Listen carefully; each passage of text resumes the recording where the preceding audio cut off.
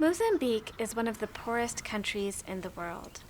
More than half of its population lives below the poverty line. Right now, it has an opportunity to lift itself out of poverty. It's experiencing a massive coal mining boom. Foreign companies are investing billions of dollars, and communities are being forced to move to make way for these new coal mines. I visited Tep province, where thousands of people are being displaced to make way for coal mines. Where they used to live, they farmed plots along a river. Mandui, Shimanga, Nyemba, Mavembe, Magaga, Magabenjeri. Ivana mtokuje mtakukolola goleli bodzi kumukoko kukavumba mvula bwino mataka ngabwino. Tikashokambo kuyambira goleli mwetu ni limalo are kutsapata vinango bya munda goleli nango la shiwiri. Tikamashtambo salusambo makreale mbo yamba kala ya ntsundi ya ufumba.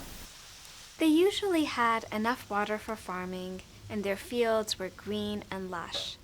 They were moved to a place called Moladzi that's far from any river.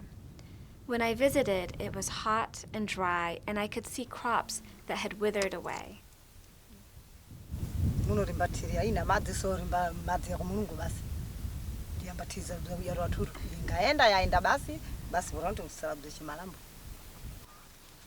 We found people who were once self-sufficient farmers, now having to rely on food packages financed by the mining companies.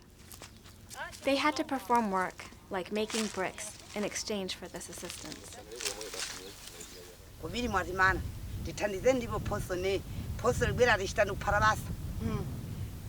One of the women that I visited repeatedly was Sonolia Sayani. Sonolia's family moved to Kateme and received 1 hectare of farmland. This was part of their compensation package. But the original inhabitants came and took the land back.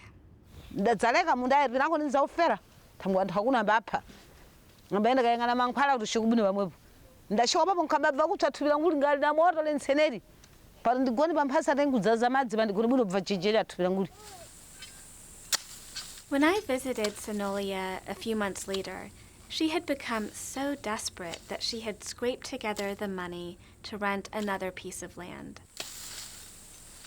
This land was full of rocks and thorns, and she was having to labor incredibly hard just to clear it.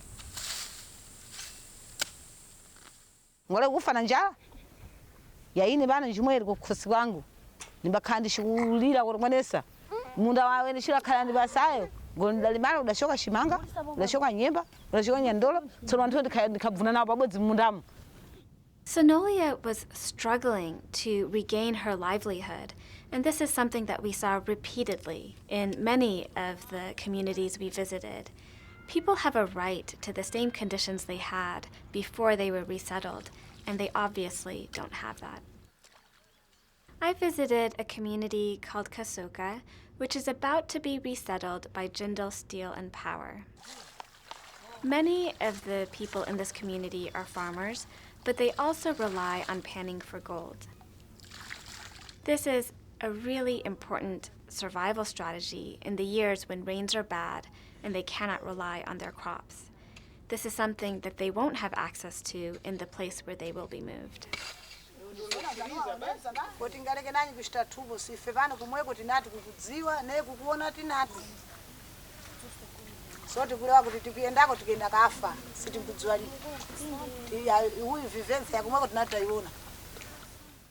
In the last year, we've seen the government, Vale, and Rio Tinto take steps to address these problems. They're exploring ways to improve farming techniques and to irrigate the land. But it may take years for these communities to achieve the standard of living they had before they were moved. Mozambique's government needs to address the harms that these communities have suffered, and they have an obligation to put in place protections so that people's livelihoods are not affected in future mining projects.